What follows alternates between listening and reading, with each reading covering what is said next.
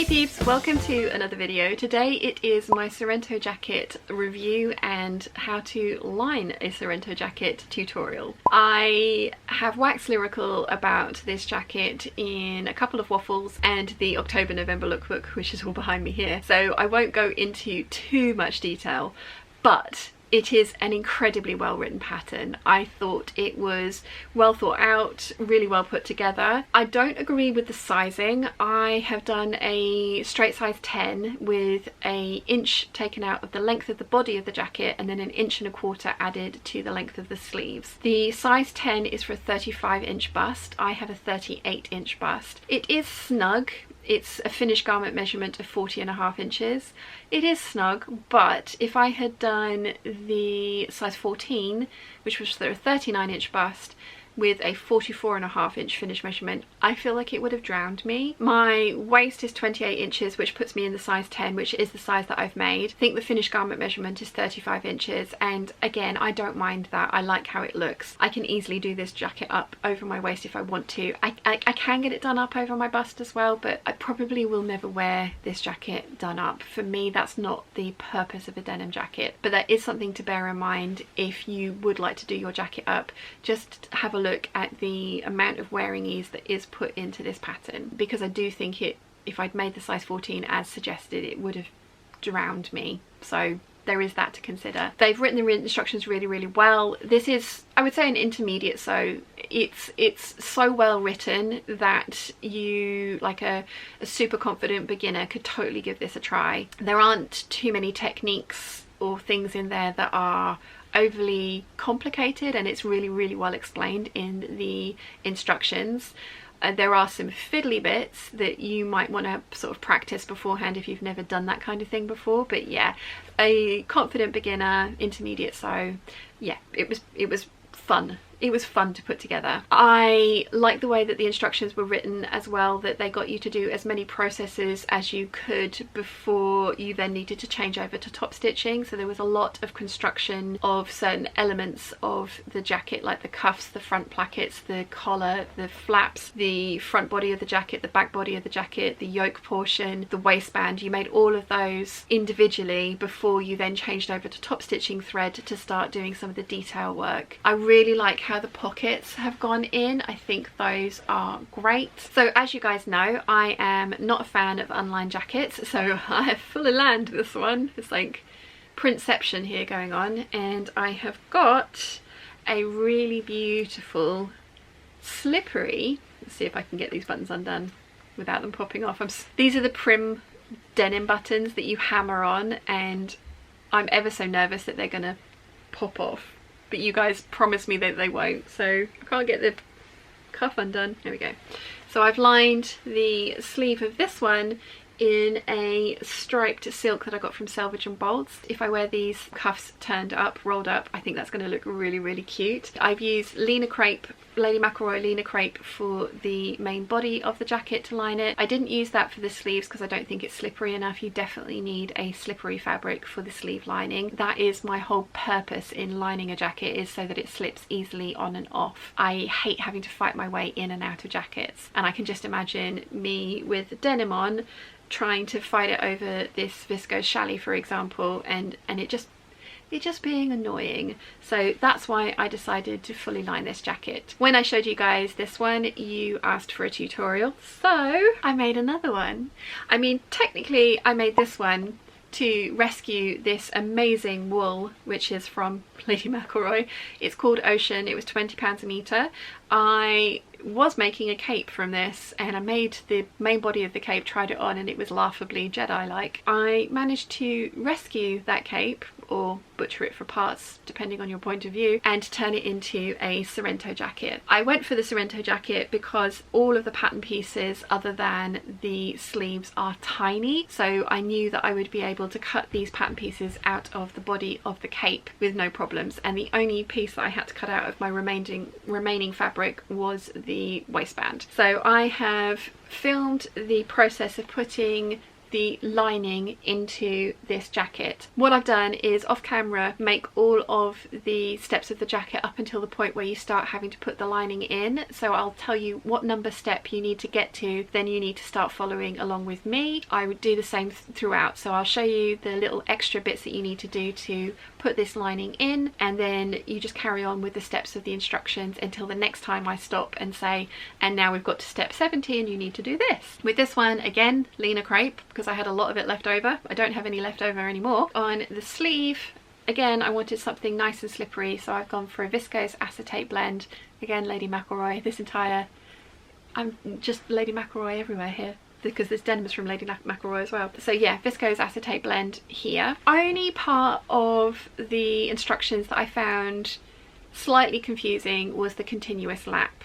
I couldn't get my head around what they wanted me to do. When I tried doing it the way that they'd, I think, described it, it didn't work for me. So I did my continuous lap the way that I've been making them since I made the 9077, and it worked really, really well. So that was the only bit that I found challenging in the instructions, and it's probably me reading it incorrectly and just getting it wrong. I went for a cotton lawn continuous lap for the wool one because I had cut it out of wool, but if I'd have tried that, it would have just been so bulky in the cuff area that I don't think my sewing machine would have gone through it. I absolutely love this jacket. I'm planning one more because how many cropped jackets does one person need, especially when I have 2 loop-in jackets in my wardrobe. But I made a denim jacket with the Gertie pattern, which I do like, but I got the sizing on that all wrong, and I don't want to trace it out again, especially as I have this one. So I have some turquoise needlecord that I am going to make another Sorrento out of.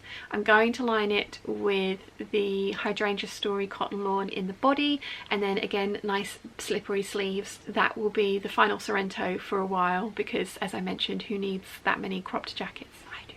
I need them all. Highly recommend this pattern. Think it's brilliantly written. It is part of the Summer Dreaming ebook, so you will have to buy the whole thing, which is £30. I think about £96 if you have it all printed from Sew Over It. You obviously can have it printed elsewhere or print it at home yourself and stick it together depending on your patience levels. I had mine printed by net printers, and I only had the Sorrento jacket pattern printed, but I am going to go back and get some of the other patterns printed because I like the entirety of the ebook. I do think the whole 5 patterns with all their variations are great value for money. And there are Black Friday sales coming up, so there's that to keep your eye on as well. But yeah, highly recommend this pattern. Okay, enough waffle for me. I think we've established that I love it. I am now going to show you how I line it. So let's get started. Technically, you could cut your lining pieces out of all of the bodice pieces, but that's a lot of work. That's recreating, that's sewing 2 jackets, and I didn't want to do that. So what I did was I separated them into my front and back panels, and then I drew in my seam allowances. So that's how we got the yoke up there, back centre panel and the back side panel. So I've drawn in my seam allowance along the top of the side back panel and the back panel, centre back panel, and I've also drawn it on the bottom of the back yoke panel. I've drawn it onto the seam allowance onto the side of the centre back panel and the side of the side back panel as well. The seam allowance for this pattern is 1 centimetre. So once I'd done that, I then took the side back panel and I overlapped it. So we've got our stitching line, which is that 1 centimetre line that we've put in. I've overlapped it like this. And then I took a piece of paper, spare piece of paper, and I have traced that out. So we have eliminated the seam allowance in the centre piece here. That means that we have a centre back piece of both the side back panel and the centre back panel. I hope this is making sense. I then, remember, I've drawn in the seam allowance along the top of these as well, because I want to be able to, again, overlap the seam allowance, so these stitching lines, and I have then traced that onto the piece of paper. So I've ended up with a full back panel that includes the yoke, the centre back and the side back panels. Now these seams are slightly curvy, so you kind of have to sort of like just tweak it a little bit. The other thing that we're going to do with our back panel is actually add another inch to the centre back to be cut on the fold. So we're making this an inch wider than our original pattern pieces. You can see here it's an inch wider than those, and that's because we're going to make a pleat at the back of the lining just to give you some wearing ease on the inside of your garment, because when you put jackets on, and ask me how I know, I have just made the entirety of the lining out of the outer body pieces. I put a centre back seam in. There wasn't enough kind of like wiggle room when you put your coat on, so we're putting in this extra inch and making it into a box pleat. That gives us like a little bit of kind of just ease for the lining to move around, because the lining is what's going to get caught against your clothes, so you want that, just that little bit of extra ease. So basically you're going to draw in all of your seam allowances, trace out your pattern pieces and smoosh them together this way, and then add an inch extra to the cut on the fold line here, and you are going to cut one of these on the fold. So I've done exactly the same for my front. I have traced out all of my front pieces. I've added in the seam allowance to those. I have put my fresh paper over the top and traced it in, and then just done the same thing. I took that one out, lined this one up, and again I've lined it up on the stitching line, not the seam allowance line. Traced that one in, and then I've put this one in, and again traced it from the stitching line here, and then the same with the yoke. So I now have a separate lining piece for my front. I'm going to cut two of those, and a separate lining piece for my back, which I'm going to cut one on the fold. The only addition I've made is an extra inch of just wiggle room, literal wiggle room, into the centre back of the back lining piece. Now we're going to cut out the sleeve pattern exactly as the sleeve is cut from the outer fabric. You can add like an extra ½ inch of length to that so that there's some wiggle room for your sleeve as well. I didn't, and I'm finding that it's working okay, but that is something to consider that you might want to do for yours. When we come to cut things out, we're going to cut a lining piece out of our new back lining piece, one on the fold, and we're going to cut two of our front lining pieces. We are also going to cut two of the original sleeve pieces out of lining as well. So we're going to cut two for the outer fabric and two for the lining. And again, when I'm done with all of this, I'll show you what all my pattern pieces look like. So I'm going to get working through this lot and get them all cut out, and then we can move on to construction. Okay, so you want to cut out the jacket as normal, and the extra pieces you should have a back lining piece cut on the fold. You should have two front lining pieces cut out as well, and then the sleeve piece cut out of a very slippery lining fabric. This is a viscose acetate blend from Lady McElroy. I really like it. It is very, very slippery, so it's going to make getting my arms in and out of the jacket really easy. I've used Lena crepe for the lining of the jacket. This is a polyester fabric. It's just some fabric I had in stock. This is the last of it. I have used all of it now. This one, it's not really slippery. It's kind of smooth, but you don't need the body of the jacket to be super slippery like you need the arms to be, but you do need it to be lightweight and smooth-ish, fairly floaty. I have used cotton lawn to line jackets before, the body of jackets, but again that can end up, the cotton lawn can end up sticking to the fabrics that or the clothes that you're wearing. So you want something that's got a little bit of sort of smooth and shininess to it, if that makes sense. I always like a patterned lining for the body of jackets. It's just a personal preference. Satins work quite well, obviously lining fabrics, but they tend not to have such interesting patterns on them. And as I say, this one is a nice smooth slippery viscose acetate blend, and I got it from Sherwood's. It's a Lady McElroy fabric, as is this one. Okay, so you're going to want to follow along with the instructions until you get to step 55. Then we're going to need to pause. We're going to start working on the lining. So you remember I told you we've added an extra inch to the back and cut on the fold. We now need to sew a kind of little pleat in at that extra inch. So I've made a notch at the top, and then I've sewn a line of stitching about 1.5 inches down, so that when I open this pattern piece up, it will be the correct length to fit into the neckline but then there's all this extra fabric here to give us some wiggle room when we're wearing it. So you're going to do that at the neckline, and you're going to do exactly the same thing at the waistline, so that you end up with a pleat at the bottom and a pleat at the top. The next thing that we're going to do is sew our front lining to our back lining at the shoulder seams at 1 centimetre or 3/8 of an inch. Once you have your shoulder seams sewn, you want to press them open, and you also want to press the pleat that you've made flat so that there is an even mount to either side of the line of stitching that you've done, and you're going to baste that into place. And remember that the seam allowance is only 3/8 of an inch or 1 centimetre, so you want to baste within the seam allowance, and you're going to do the same for the top and the bottom. We're then going to put it in to the jacket wrong sides together, so I'm going to pin it into place and show you what that looks like. I have pinned the lining in along the front edges and around the neckline with the wrong sides together, and I'm going to baste it into place again within the seam allowance, so you know, at just under 1/4 of an inch. And I'm going to baste it from the bottom front edge, pivot at the corner, go around the neckline, and then back down to the second bottom front edge. Once that's basted in place, we can then resume sewing the jacket. I have basted my lining into place the whole way around the front edge and the neckline. So once you've done that, you're going to just treat this as if it is still the single layer of fabric and carry on with the instructions. So we're up to step 55. We're up to step 70, which is to put in the continuous lap for the cuff, and that's where we need to do something a little bit different.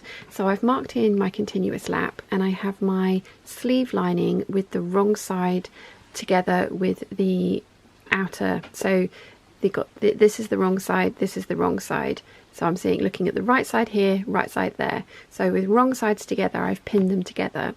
I'm going to stitch around this slit here, which is something that the pattern suggests that you can do. I'm going to stitch like 1 millimeter to each side, stitch across the top and down, so 1 millimeter up this side, across the top and down. Then I'm going to slit this open and put the continuous lap in according to the pattern's instructions. But the important part is that before you get to cutting this slit and putting in the continuous lap, you need to put the lining wrong sides together with the sleeve so that you can basically interline it and treat it as one singular piece. I have pinned them together, wrong sides together, going to stitch around the slit, open it up and put the continuous lap in, and good, do that for both sleeves. So once you've done your stitching, you should end up with something that looks like this, and we have our lining attached to our outer. So I'm going to slit up here and put in the continuous lap according to the instructions, starting on instruction number 70. So you should end up with something that looks a little bit like this. Now step 80 is to form the pleat in the sleeve, and you want to do that with the lining attached as well, so you're acting like this is one piece of fabric. You're going to form the pleat towards the continuous lap, and you're going to do the same on both sides. Then we're going to move on to putting the sleeves into the body of the jacket, and for that you want to make sure that your lining is nowhere near it. You want your lining to be hanging off the end like that. You do not want to be attaching the lining to the sleeve cap at the same time as you're attaching the body of the jacket to the sleeve. We're going to attach the sleeve linings later. I've just completed step 87, which is sewing the underarm seam and side seam together. So we're going to end up with something that looks really strange. You've got your jacket with the lining basically just sewn in around the outer edge with the side seams still open. Your sleeve linings hanging off the edge of your completed sleeves. So I'm going to put you on the tripod so I can show you what we're going to do next. Okay, so you're up on the tripod. So yeah, we've got a jacket that's kind of looking like a jacket from the outside. The sleeves are still the wrong way around for now. We have our lining attached at the neckline and the front edges, but the side seams of the lining are still open. So we're going to take our sleeve, and we've got our sleeve lining hanging off of the edge, and we're going to pin the lining together with the right sides together, which I appreciate is a little bit difficult to tell with this fabric, but you should end up with this pinned, and it's going to just be attached at the cuff where we put the pleat in and the continuous lap. So we're going to pin this together and sew this at 1 centimetre or 3/8 of an inch, and we're going to do that for both sides. Okay, so you're going to end up with something that's really strange looking. You're going to have a sleeve attached to your jacket and then a sleeve lining attached to your sleeve. So I've sewn the right sides together and pressed my seam allowance open, and I've done that for both sides. I've also pressed the seam allowance open on the underarm of the jacket and the side seam of the jacket. So I'm going to turn to the right side, reach through and grab my sleeve. And when you do that, your sleeve will be the right way out. Let's see if I can find the actual underarm seam. There we go. In your jacket. So you should have, your sleeves will be wrong sides together. So you're going to want to baste the sleeve lining to the sleeve cuff all the way around, and again within the seam allowance, making sure that you are keeping the continuous lap folded over where it needs to be. I'm going to do the same for the other sleeve. So reach through, pull it through, and then you will have, again, wrong sides together. The right side will be out. So again, you're going to baste this together. So the next thing that we want to do is sew together the side seams of our bodice lining. And again, we're going to pin those together, right sides together, and sew those at 1 centimetre or 3/8 of an inch, and you're going to do that for both side seams. So we're going to get those sewn together. Once you've sewn these, you're going to press the seam open, and then I'm going to show you how we're going to set our sleeve into our lining on the inside so that you won't have to do any hand stitching. Okay, so now the side seams are sewn up, we've got something that's really starting to look like a jacket. Now the final step for the line, well, the final big step for the lining is we need to attach the sleeves to the main bodice of the lining. So you want to reach through your sleeve and make sure that you are getting the underarm seam and it's all, none of it's twisted. So I'm kind of just in here and I'm making sure that my sleeve is lying nice and flat. My sleeve lining is lying nice and flat against the outer body of the sleeve, and it is. So we have a notch in the top that matches up to the shoulder seam. Now I've never been able to do this kind of like trick without doing this step first. You can pin it the other way around, but I always end up with a Mobius loop. So what I do is I take the right side of my lining, see there's the underseam, so this is the wrong side, so this is the right side of my lining, and I match it up with the right side of the body of the lining.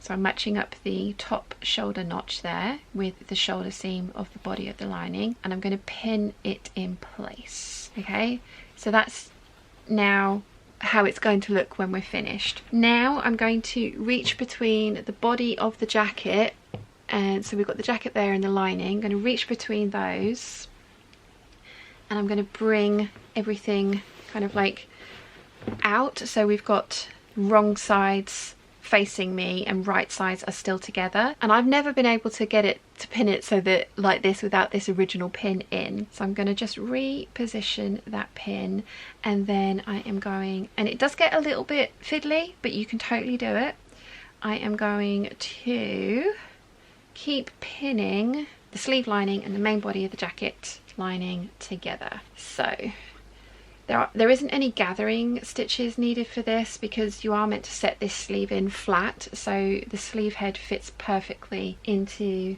the arm side piece of the body, and there are notches to match up.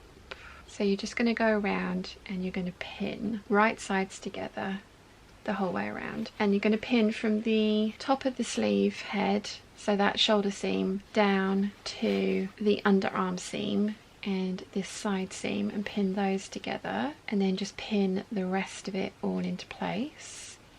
And as I say, it does get a little fiddly, but it is doable because this, you know, whilst it is fiddly, there is enough room for you to maneuver everything around. It's not the tiny little space. So I pinned the underarm seam of the sleeve to the side seam of the bodice there, and now I'm just kind of pinning the rest of that lining piece of the sleeve to the actual body of the lining. So I've done that side. So I'm going to kind of readjust everything, and I'm going to do the other side. And I'm going to start at the underarm seam and pin up towards the shoulder seam. And you may need to kind of just sort of like finagle a little bit if there is a little bit of excess fabric, but everything should fit in nicely with no gathering, because as I've said, this sleeve is supposed to be set in flat, so it fits pretty perfectly into the arm side. So just get that last little bit pinned in. And again, when we're sewing this, it's going to be a little bit fiddly, but you can do it. I mean, I've done it, so you can do it too. So I've got this pinned, and I am now going to sew this at 1 centimetre 3/8 of an inch the whole way around. You are going to have to kind of finagle this, so I'm going to move over to the sewing machine and I'm going to bring you guys with me, and we'll see if you can see anything, because I'm going to sew it with the bodice lining side up. I'm going to start at the underarm seam and work my way around. Now, you can do it all in one go, but if you're finding that you're struggling, what you can do is start at the underarm seam, backstitch, sew up to the shoulder seam, backstitch, rearrange everything, and sew from the shoulder seam, like shoulder seam back down to the underarm seam the other side. But you can do it in one pass, it's just a little bit fiddly. So I kind of hope you can see. I need to squish the jacket out of the way. So we're going to start at the underarm seam and side seam, and you just kind of need to finagle everything around. You can always baste this first if your fabrics are super slippery. That is also an option. If you, it just means that you're not going to get stuck with pins. And again, ask me how I know. So again, everything's kind of in the way, but we'll get there. If you stick yourself with a pin, make sure you don't then bleed all over your white fabric. Ask me how I know. So again, sewing at 1 centimetre 3/8 of an inch the whole way around, because that is the seam allowance for the pattern. If this pattern had had a slightly larger seam allowance, I would have sewn this seam, say it was a 5/8 of an inch seam allowance, I would have sewn it at 1/2 inch. I don't really want to sew this armhole seam at 1/4 of an inch, but it would have just given that extra little bit of wiggle room in your sleeve for when you put on and take off this jacket, so that your lining has a little bit of give and movement in it. But as I mentioned, I've made this once before and I haven't had any problems. I mean, I've tried it on a couple of times. I've not worn it for a day, but I have tried it on a couple of times and it's been fine. So it should still be fine. Right, I'm getting up to the shoulder seam here. Got a little bit of a pucker in my fabric, but that's okay because it's the lining. No one's really going to see that, so it's totally fine. So sewing my shoulder seam. So again, if you're struggling with your fabric, you can sew to that shoulder seam, backstitch here, and then rearrange and do the final bit without this in the way. But as you can see, it is doable. You just need to keep sort of like maneuvering the fabric, making sure that the raw edges are together. Coming round to the underarm seam there, so I'm just gonna again rearrange everything.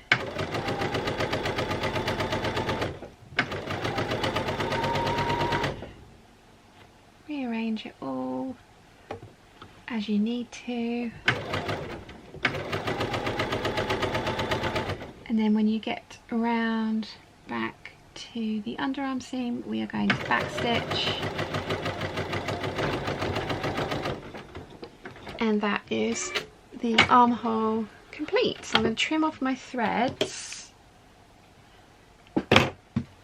and just move you back a bit. So it will have ended up something kind of messy like that, but when you pull it all through, you should have a beautifully finished armhole in your garment. So once you've done that, you want to repeat for the other side, and I'll show you again because it is this bit that gets me every time. So you want to make sure you want to reach into your sleeve and get your lining.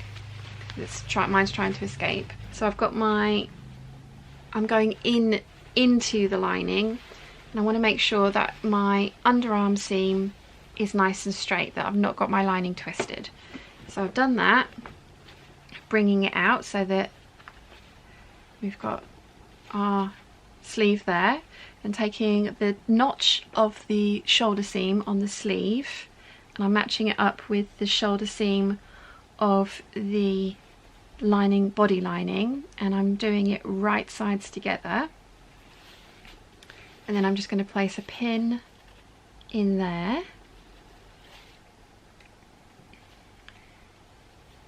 Okay, and so once you've got your pin in there, you then reach up through the body of the jacket and the body of the lining, and you're going to grab that pin, bring it through, and then you're going to pin it right sides together the whole way around and sew like we just did. So that bit is a little bit confusing, but if you do that pinning thing first with the right sides together when you're looking at it, then you won't be sewing a Mobius loop. So I'm going to get this one done, and then I'm going to show you what we're going to do with the waistband.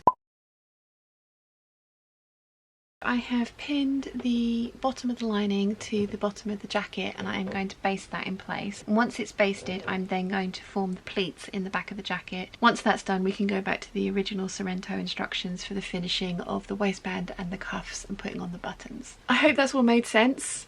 I will show you what this looks like when I'm done.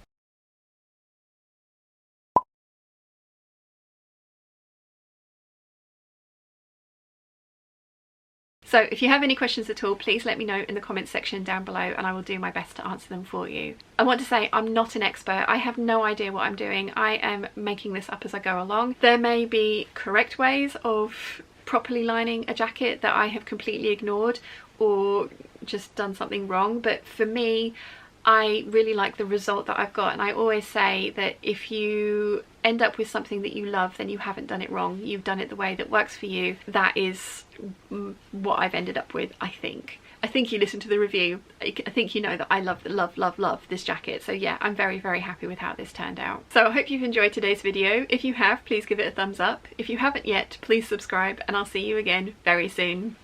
Bye!